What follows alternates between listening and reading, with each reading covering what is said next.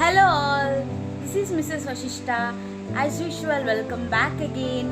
Before I start to say something, I would like to request you all to follow my page.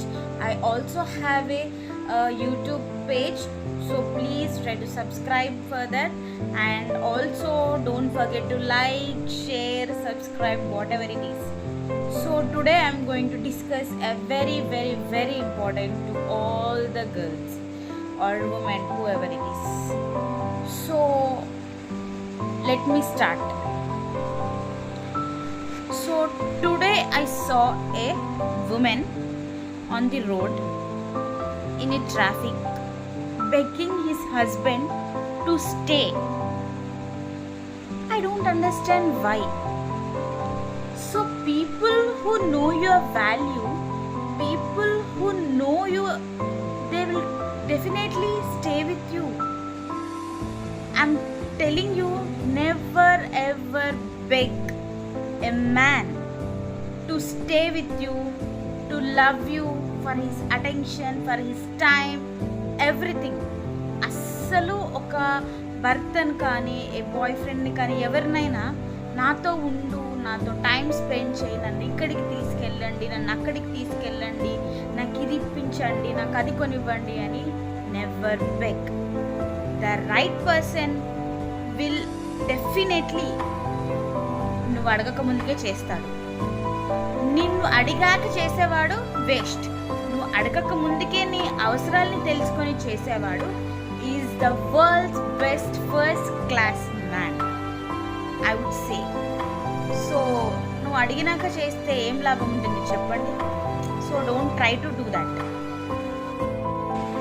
So నీ value తెలిసి నీ ప్రేమ ఎంత చూపించినా వాళ్ళు నీకు రెస్పాండ్ అవ్వట్లేరు అని అంటే అంతకన్నా దురదృష్టవంతరాలు నువ్వేం లేవు. అంటే కొందరు ఉంటారు పీపుల్, కొందరు సొసైటీలో కొందరు మనుషులను చూస్తే ఎంత దారుణంగా తయారవుతున్నారంటే భార్య ఎంత చేసినా ఎంత కష్టపడినా తనకు ఒక చిన్న అప్రైజల్ కూడా రావట్లేదండి. This is so bad.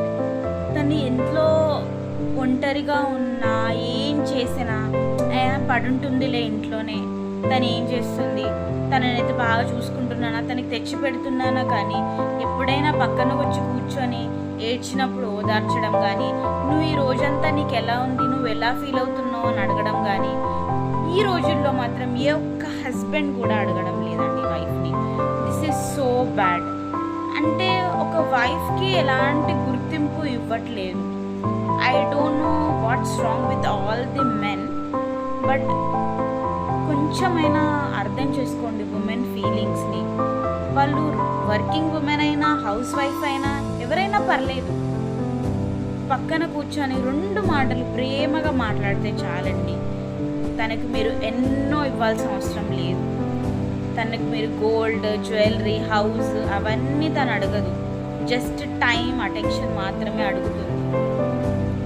అది ఆమె అడిగాక మీరు ఇస్తే దాంట్లో లాభం ఏం లేదు. మీరు అడగక ముందుకే మీరంతట మీరు తన దగ్గరికి వెళ్ళి అడిగితే తప్పేంటి చెప్పండి? So you have to understand the women also. I understand, మీకు బయట చాలా ప్రెషర్స్ ఉంటాయి. ఆ ప్రెషర్స్ నుండి రిలీవ్ చేసేది వైఫ్ ఒకటే కదా. So you have to discuss everything with the wife. ఇలా చాలామంది వైఫ్స్ అడిగి అడిగి అడిగి వాళ్ళ హస్బెండ్కి ఏం రెస్పాన్స్ లేక దే ఆర్ బీయింగ్ వెరీ సైలెంట్గా అయిపోతున్నారు. ఇంకా వీళ్ళని అడిగి వేస్ట్, వీళ్ళకి చెప్పి వేస్ట్. సో అందుకే అడగకండి. You no need to beg them. ఎందుకంటే వాళ్ళకి ఇష్టపడే కదా మిమ్మల్ని చేసుకున్నారు. సో అలాంటప్పుడు they have to give heartfully.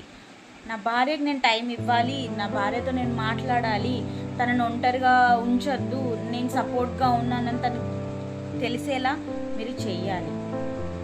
So అందుకే ఉమెన్ బీ వెరీ కేర్ఫుల్. మీరు అడిగి అడిగి అడిగి ఫోర్స్ఫుల్గా ప్రేమను లాక్కోలేరు. అలా ఫోర్స్ఫుల్గా వచ్చిన ప్రేమ ఎంతో కాలం ఉండదు. ఏదైనా వాళ్ళ సైడ్ నుంచి కూడా రావాలి. సో అటు సైడ్ నుంచి ప్రేమ లేదంటే you have to quit or you have to be silent. అంతేకాని మీలో మీరు బాధపడిపోయి ఇదే అంతా అయిపోకండి. You have to be very strong.